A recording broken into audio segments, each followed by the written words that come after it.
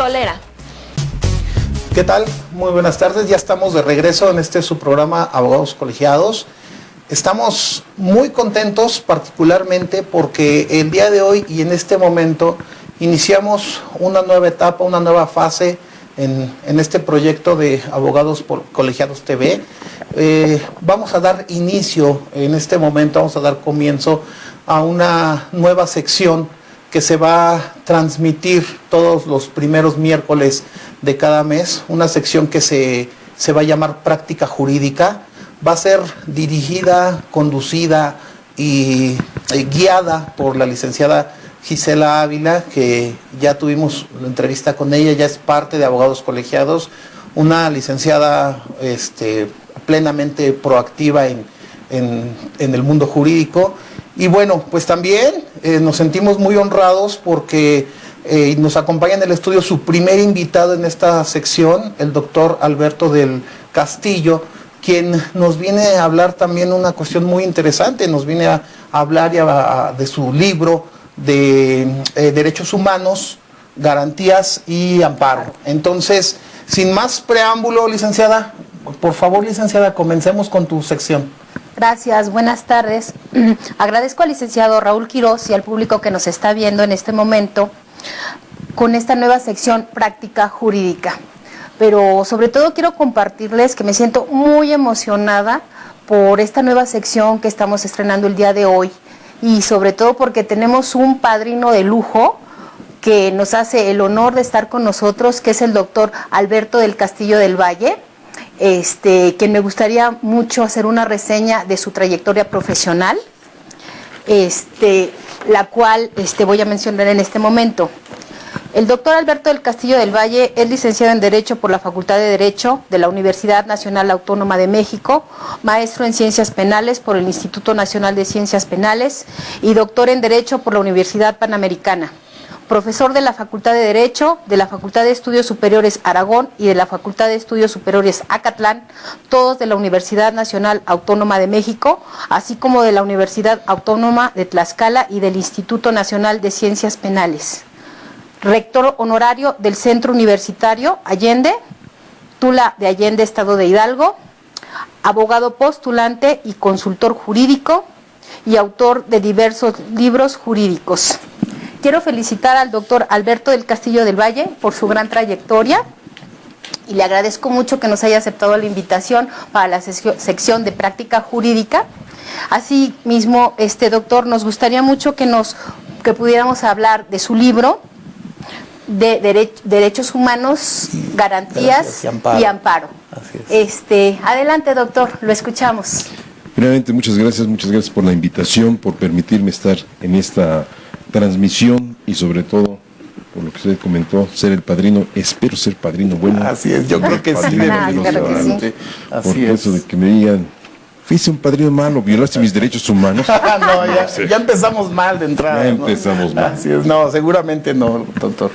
Esta sección se llama Práctica Jurídica. Así es. Y aquí tenemos un libro que pues parece más todo lo contrario, más de doctrina jurídica que de práctica. Okay. Sin embargo, en el tema de derechos humanos, garantías y amparo, podemos encontrar y debemos encontrar una serie de situaciones que nos satisfacen a todos los abogados, nos deben llevar adelante, porque gracias a esta distinción entre el derecho humano, entre la garantía y entre el juicio de amparo, podemos obtener una resolución favorable. Estaba viendo aquí las preguntas que hubo hace un momento. Dice una de las preguntas: ¿cómo saber si es un abogado bueno? Ustedes o cualquiera, ¿cómo saber que no es un charlatán? Claro, bien. Hijo, es difícil eso, pero pues en ese caso, cuando el abogado se ha planteado o ha planteado en una demanda correctamente lo que busca y lo ha planteado de acuerdo a lo que es la institución jurídica respectiva, pues creemos que no es un charlatán. Vamos a poner una cuestión en torno al libro y la práctica. Bien. Sí, habla de derechos humanos y habla de amparo. Así es. Los derechos humanos se ponen frente a todo el mundo, frente a las autoridades como frente a los gobernados. Yo no puedo promover una demanda de amparo contra un gobernado aduciendo que se violaron derechos humanos. Así es. Si digo que se viola una garantía, que es la que se opone frente a la autoridad, entonces sí puedo entablar una demanda de amparo, pero respetando los principios como el principio de definitividad, reglas que le dan forma y estructura al juicio de Claro, amparo. primero agotando todas las opciones previas que se tienen. Así es. Según el procedimiento. Doctor, ¿qué te parece si para efecto de el camino que estás tomando y darle un poquito más de forma, platícanos un poquito así de los derechos humanos? ¿Qué son? ¿De qué estamos hablando? Para ser muy específicos. Es una pregunta muy interesante. ¿Por qué? Porque si yo voy a hablar de derechos humanos, pues debo saber qué son los derechos humanos. Exactamente. Lo primero, los derechos humanos son, en una primera idea 100% justnaturalista, son las prerrogativas que Dios o la naturaleza han dado a los seres humanos. Bien. Pero con el transcurso del tiempo ha pasado algo, mucho, enormidades de cuestiones, a grado tal que hoy tenemos nosotros dos tipos de derechos humanos: los naturales, esos que Dios o la naturaleza han otorgado al ser humano, Que son inherentes al Esos. ser humano. la vida, Perfecto. la integridad física, la integridad moral, la libertad de tránsito, pero hay otros derechos que no son inherentes, sino que van naciendo en sociedad. Vamos al último de los que se dice en la Constitución, el derecho de acceso a la Internet. Bien. Hasta donde yo he leído, ni Adán ni Eva, ni el hombre de Netherland, ni la mujer de Tepexpan tenían Internet. No lo refieren en ninguna parte. Entonces es un derecho que nace en sociedad, y es una prerrogativa que me permite a mí, pero no a mi Alberto, a mí, quien estoy del otro lado de la cámara, desarrollarme, desenvolverme plenamente en mi devenir diario. Esa es la historia, o esa es la razón de ser de los derechos humanos: permitirle al titular del derecho humano, que es el hombre, desenvolverse. Pero hay una cuestión: hablamos de los derechos inherentes. Así es. Esos son míos, de mí y de nadie más. Bien. Pero los derechos nacidos en sociedad pueden ser también, cuidado, porque hubo un pleito aquí hace poco tiempo por esa reforma que no me gustó, la de 2011. Okay. Pueden ser de las personas jurídico-colectivas o personas morales. Verbigracia, este libro, esta edición es propiedad de Ediciones Jurídicas Alma, Sociedad Anónima de Capital Variable. Ella está ejerciendo el derecho humano de propiedad. Ah, bien interesante. Ahora, hay ocasiones en que Juan demanda a SADCB, o sea, Sociedad Anónima, ya es una persona moral, y SADCB, antes de ser condenada, va a ser oída y vencida en juicio. Así es. Ahí hay una garantía que está protegiendo la potestad de ser oído y vencido en juicio, es la garantía de audiencia, y goza de ella como también de los derechos que gravitan en torno a la administración de justicia, la persona moral también. Así es, perfecto. Entonces, estamos hablando que en cierto punto nos vamos a encontrar con esta instancia, una persona moral haciendo valer un derecho humano. Así es. Perfecto. Y alguien dijo hace poco, es una locura. No, no es una locura. En la medida de su capacidad, y eso ya no lo dice nada más Alberto, porque eso sí, Alberto es mexicano y hay que pegarle. Lo dice la Constitución de Portugal. Okay. Dice que las personas jurídicas, y aquí está transcrita, por cierto, dice que las personas jurídico-colectivas, en la medida de sus posibilidades, de su capacidad, gozan también de los derechos humanos, pero no de todos, sino los que en la medida de su capacidad sea factible que gocen de ellos. Bien. ¿Alguna pregunta, licenciada? Claro que sí. Sí, doctor. ¿Nos podría decir cuáles son los derechos humanos principales y cómo se comprenden? ¿Cómo no? Los principales son los que ya comentó don Raúl, ¿no? A sus órdenes, así es. Cuando uno tiene Alzheimer. Los que comentó don Raúl, los inherentes al ser humano: la vida, la libertad de tránsito, la integridad física, la integridad moral, son derechos que me permiten a mí, no Alberto, a mí, ser humano en general, desenvolverme plenamente, alcanzar mis objetivos, llegar a la meta de lo que yo persigo. Claro, me apoyo también en algunos derechos nacidos en sociedad, pero son los más importantes. Sin vida, ¿qué hay? Nada. Sin libertad de tránsito, ¿qué tenemos? Una sentencia del Tribunal del Poder Judicial Federal. Sí, pero hay un problema allí en esta versión. La libertad de tránsito me permite acudir a donde yo quiera. No olvidemos a Juan Jacobo Rousseau. Rousseau dice que los seres humanos se reúnen, entregan su libertad y se les devuelve cortadita. Bien. Claro, esto es para efectos de que todos tengamos certeza.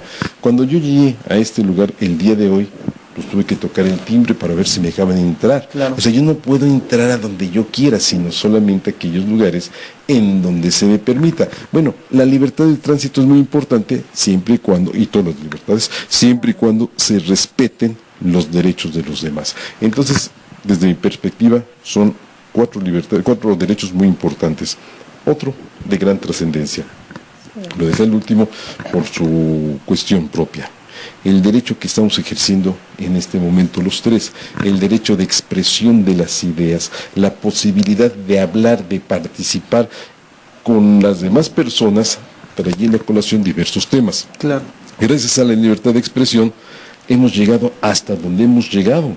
¿Por qué? Porque se ha transmitido de generación en generación, de época en época, de siglo en siglo, el conocimiento. Puede ser una cuestión que no estaba en el libreto. Pero Ok, por favor. hace un momento dije, pues sí, pero yo soy mexicano, lo dicen los portugueses. Una crítica muy grande a Ignacio Burgoa Orihuela. ¿Por qué? ¿Por qué es Ignacio Burgoa Orihuela? ¿Por qué es mexicano? La tontería que han sacado por ahí algunas personas, obviamente sus detractores. Ya déjenlo descansar, ya murió. Claro. Bueno, también Aristóteles murió. Así es. Y seguimos hablando de Aristóteles. Así Entonces, gracias a la expresión de las ideas, hemos podido avanzar. Perdón. No, es que es muy interesante esa parte y ese principio, porque debe de haber continuidad. Seguir hablando de estas mentes que proyectaron esas ideas le va a dar continuidad y evolución sobre todo a esa idea o al principio que generen. Solo apoyaba esa parte. Sí, continúa. Vamos a ponerlo como en la historia del amparo. La primera ley de amparo es una ley muy escueta, muy sencilla, pero tuvimos una ley. Así es. Eso es importante. 1867-68 empiezan a tramitarse juicios de amparo, con motivo de una ley de Benito Juárez, que fue la ley a través de la cual se determinó privar de la vida a quienes combatieron en contra de la República. Y estos promovieron amparo. Y al promoverse los amparos, pues tú, yo, él, nosotros, todos los jueces, ya supimos más o menos cómo era la cuestión del juicio de amparo. Y los buenos legisladores de aquel tiempo dijeron, no, espera, vamos a cambiar esta ley, como que no queda. Y evolucionó gracias a eso, a que vamos con la transmisión, con la continuidad, vamos transmitiendo las ideas y el progreso. Pero cuando dicen, ya no hablen de Burgoa, ya murió, pues tampoco hablen de Cardenal. No, imagínate, sería un retroceso para la humanidad operar bajo ese principio, ¿no? Y precisamente para continuar avanzando, leyendo tu libro, inclusive viendo el título, en palabras simples te lo comento, bueno, yo cuando estudiaba, uno de los libros principales. Eso es malo, cuando estudiaba. no, la universidad. Tienes razón, debo de puntualizar. Cuando estudiaba la universidad, que no hace mucho, por cierto, el libro ahí en esta tónica era garantías, no puede ser, se me olvidó. Garantías individuales. Garantías individuales, Góngora Pimentel, por supuesto. Así es. Ese era el libro, garantías, esa es la palabra. Entonces, vienen ahorita, ya no son garantías, bueno, el común comentario, que yo no estoy de acuerdo, pero para eso estás tú aquí, para darnos luz. Ya no son garantías, ya son derechos humanos. Háblanos un poquito ahí cómo se conceptualizan las garantías. Bueno, en el libro las garantías siguen siendo las garantías que tú, que yo, que él y que todos estudiamos, como los medios jurídicos de protección de los derechos humanos cuando se ponen frente a la autoridad. Hace un momento dije que tanto la autoridad como el gobernado están obligados a respetar derechos humanos. Me dicen que estoy equivocado. ¿Por qué hay tanta gente en la cárcel? Claro. Por homicidio, privación de la vida, por secuestro, privación de la libertad. O sea, porque han cometido delitos. Bueno, me fui muy lejos, a la materia penal nada más. En materia familiar, el otro día me hizo usted favor de comunicarme que estaba presentando una demanda de pago de alimentos. Pues hay un derecho humano allí, y el chamaquito quiere comer, y el padre, pues no le, bueno, entonces hay que demandar, etcétera. Entonces los derechos humanos se hacen valer frente a todo mundo, gobernantes y gobernados. Bien. Pero para que el gobernante esté obligado, realmente obligado a respetar el derecho humano, debe estar inscrito en la norma jurídica, y eso es a través de una garantía. Si no hay garantía, no hay derecho humano oponible frente a la autoridad. Vamos a poner una cuestión. Yo puedo contratar lo que a mí se me venga en gana. Ese es un derecho humano, el de contratar. Pero la Constitución me dice, no puedes contratar tiempo de radio o televisión para hacer propaganda o para hacer proselitismo en favor de un candidato o de otro. Entonces no tengo el derecho humano. Sí tengo el derecho humano, no tengo la protección del derecho humano. Bien. Si alguno de ustedes ha salido del país, dudo que cuando pasaron la frontera hayan sufrido una metamorfosis. ¡Ay, perdí un derecho humano! Así es. No, perdieron el medio jurídico de protección de ese derecho humano frente a la autoridad, pero no se pierde o se gana un derecho humano. Claro, perfecto. Que precisamente ahorita que lo abordas con esa analogía, que es más que correcta, y es algo que muchas veces ya dejamos como que implícito, efectivamente, por ejemplo, citaban la parte del derecho familiar. ¿Qué defendemos en el juicio en primera instancia? ¿Qué defendemos cuando hay menores? Pues el derecho humano de los menores, ¿a qué? A los alimentos, a convivir con su ascendencia, a tener una vida tranquila. Es un concepto que está implícito y pocas veces se desentraña como lo hiciste. Excelente. ¿Alguna pregunta, licenciado? Claro que sí. ¿Nos podría decir, doctor, cuál es la relación de los derechos humanos y las garantías? Sí, cómo no. El derecho humano es el objeto de protección de la garantía. La garantía es el medio a través del cual se protege el derecho humano. Es una cuestión muy sencilla. Digo, desde luego esto lo aprendí con Ignacio Burgó Orihuela. Y cuando hablan de Burgó, me encabrito cuando hablan mal. Y entonces pasa que eso, y que por cierto, en una semana cumpliría 101 años de... Wow. No, cumple 101 años. 101 ¿Por qué? años de vida. Porque sus libros siguen hablando, o él a través de sus libros sigue hablando y enseñándonos. Entonces la garantía es el medio jurídico a través del cual se va a obligar a la autoridad a respetar el derecho humano. La autoridad tiene una obligación, sí, pero a partir de que exista la garantía. Mientras no exista la garantía, no tiene esa obligación. Yo puedo promover juicios de amparo por violación de garantías, pero no por violación de derechos humanos. Yo le puedo decir al juez, oye juez, vengo a demandar el amparo porque... Pero ese derecho humano no está protegido en contra de la autoridad. Por lo tanto, pues no te puedo otorgar el amparo. El derecho humano puede existir, pero mientras no esté la garantía que obliga a la autoridad a respetar el derecho humano, pues no hay esa protección que se requiere. El derecho humano, insisto, podrá existir, pero mientras no exista la garantía, estamos fritos. Y vamos a poner una cuestión. Nosotros afortunadamente tenemos en la Constitución un artículo 31, fracción 4, que prevé diversas garantías en materia fiscal.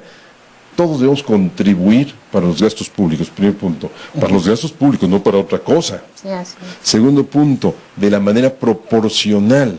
Tercero, de la manera equitativa. Cuarto, que determinen las leyes. O sea, este es un derecho humano nacido en sociedad. Así es. Insisto, Dios nunca le dijo a Adán, callitos con lana. Tu derecho humano, no. Nace en sociedad por la obligación del gobernado de contribuir. Si ustedes van a Francia o Alemania o no sé a dónde, no van a encontrar este cúmulo de garantías sobre este derecho humano. Y entonces pueden decir los alemanes, los franceses, los italianos, los rusos, los etcétera. Oye, pero en México tienen derechos humanos. Tú también los tienes. La diferencia es que en México está protegido el derecho humano. Okay. Aquí en México no tenemos, por ejemplo, la institución que existe en España de la, ¿cómo se llama este señor Alzheimer? ¿Cómo se llama? Alzheimer, ¿verdad? El alemán. Alzheimer. Ese alemán. Una figura a través de la cual puedo oponerme a realizar la objeción de conciencia. No está prevista en mi Constitución. Si voy a España, allá sí existe.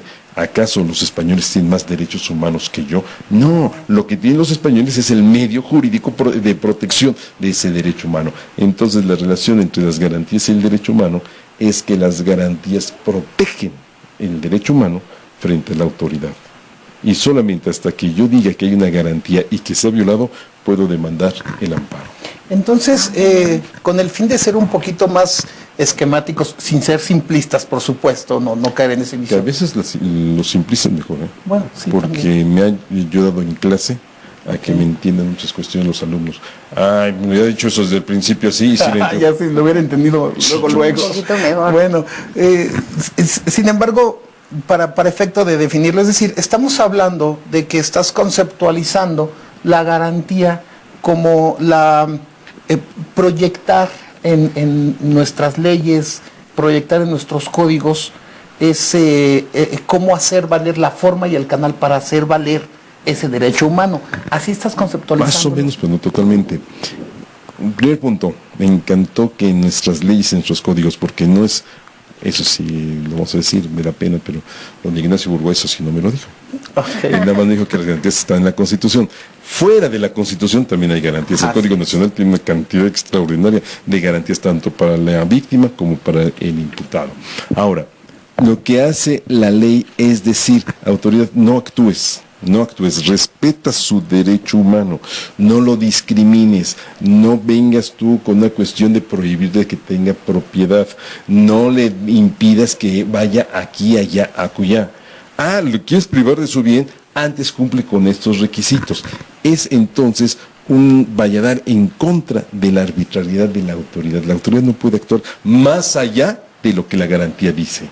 Y la segunda parte de lo que dijiste es en realidad el juicio de amparo, el mecanismo a través del cual vamos a hacer que esa garantía sea respetada cuando ha sido violentada. Cuidado, yo tengo derechos humanos. Esos derechos humanos me están garantizados por la Constitución o por la ley, la que sea. Y la autoridad debe respetar esa garantía, pero cuando la autoridad no la respeta, entonces entablo una demanda de amparo, aduciendo violación a la garantía, para que de esa manera, el día de mañana que gane el amparo, me digan, tienes razón, tu derecho humano fue violentado, el derecho humano que está garantizado por la Constitución fue violentado y te debemos restituir en el pleno goce del mismo. Bien, perfecto. Entonces, eso es lo que tú establecerías, esa relación entre amparo y garantías. Es ese concepto que tú das en tu libro. Así es. ¿No? Bien. La relación entonces es derecho humano protegido ante la autoridad por la garantía y el amparo como medio jurídico procesal de protección de la garantía e indirectamente del derecho humano. Claro, perfecto. Bien, ¿por qué? Platícanos, doctor, malamente y erróneamente, siempre lo había considerado, hasta conocer tu libro y hasta escucharte platicarlo, siento un poquito de apoyo en esta idea. ¿Por qué por qué de unos años para acá se separó o se restringió el concepto de garantías individuales, derechos humanos, y por qué erróneamente se están manejando como dos conceptos diferentes? El problema, según Alberto, viene de más allá del Atlántico, de aquellos que se fueron a estudiar una maestría, un doctorado de 3 meses o 4 meses, y viene hablando igual que Hugo Sánchez, hombre, así como Arzá, pero Cafeix, y son los que motivaron esta reforma en México, ignorando quién lo hizo, ignorando estos que vienen hablando del neoconstitucionalismo, ignorando que México desde 1824 con su primera constitución ya tenía garantías y que había medios de control constitucional. 1836 había garantías y se crea el Supremo Tribunal, el Supremo Poder Conservador. 1843 ya no está el Supremo Poder Conservador, pero sigue habiendo garantías. 1847 hay garantías y hay amparo. 1850, Fernando La Salle sigue recorriendo Prusia y otros lugares de allá de Europa para decir, oye, vamos a crear una constitución. Oye, ya tuve 24 36, 43, 47, pues como que te llevo bastantes años, 1948 se crea la Declaración Americana de los Derechos y Deberes del Hombre. 1948, 7 meses después, la Declaración Universal de los Derechos del Hombre y de los Derechos Humanos. Y Europa voltea a América y dice, oye, pero ¿por qué tú sí tienes derechos humanos y yo no? No, espérate. Tú también tienes derechos humanos. Es más, si yo, americano, voy a Europa, Asia, África o a Oceanía, tengo derechos humanos, lo que no es la garantía. La Declaración Universal recomienda a los países del mundo crear garantías. Las constituciones de Europa son de 1970 en adelante. Y ahí es donde incluyen las garantías que yo ya las tenía. Ahí incluyen los medios de control constitucional, por ejemplo, Polonia, según lo transcribo aquí, habla de amparo, pero yo ya lo tenía. El artículo 8 de la Declaración Universal dice, se recomienda a los países del mundo que creen un juicio que ampare en sus derechos a quien... Pues eso yo lo conocía, eso era México, pero se van a estudiar a España y pues ahí es donde rompen toda la estructura. Y lo peor del caso, estamos en un programa que se llama Práctica Jurídica y ellos no pueden practicar porque estudiaron el derecho de España, no el mexicano. Por supuesto, así es con qué calidad van a venir a ostentarlo, ¿no? Pues, colegas abogados, si están escuchando, hemos desahogado y aclarado esta última pregunta, sobre todo, la respuesta fue muy, muy nutrida y muy amplia del por qué está pasando cierto fenómeno que se ha venido dando, porque en la praxis, en la plática, en la doctrina, se ha venido dando esa división y bueno, es un error como muchas otras cosas conceptuales pueden ser. Este es el libro del doctor, es muy interesante, es muy integral el libro y muy digerible, válgame la expresión, muy digerible cómo maneja los conceptos y los términos. Muy interesante. Hablamos también hace ratito y también quiero, ya previo a que la licenciada Gisela cierre el programa, hablaba hace ratito de las libertades, lo dijiste así brevemente, las libertades, los mayores privilegios de las personas. Así es, hace poco leíamos a la politóloga Laura García, se me olvidó el nombre de la mujer. Alzheimer. Ese alemán, y peor todavía, unido con franco deterioro. Sí, fíjate. No, fíjate qué pena, estoy confundiendo a Laura García, Claudia Álvarez, bueno, no importa, ya les daré el dato. Hablaba precisamente de Gloria Álvarez, discúlpenme por favor, Gloria Álvarez. Licenciado. Hablaba ella de esta parte de la libertad, ¿no? Que es algo que el hombre ya lo trae inclusive instintivamente. Yo quiero resaltarlo porque decía algo bien interesante.